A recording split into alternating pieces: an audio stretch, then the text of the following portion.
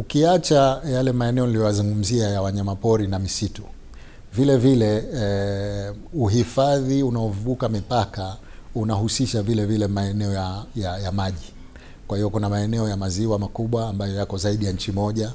Kwa mfano kwa Tanzania ni ziwa Nyasa ambalo liko upande wetu na upande wa Malawi, lakini vile vile kwenye bahari kuu kuna nchi kadhaa ambazo bahari yetu tunachangia. Kwa hiyo ni vizuri pia na huko pia uhifadhi ufanyike, na hilo ni moja katika maeneo yaliyozungumziwa, uchumi wa bluu na uhifadhi katika bahari.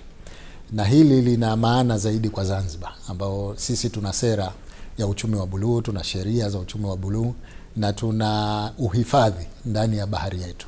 Kwa hiyo haya yote yamechangiwa na yamezungumzwa, na kwa kweli ni moja katika maeneo muhimu sana ya mkutano huu, kufanya uhifadhi wa pamoja hata katika maeneo ya maji na bahari.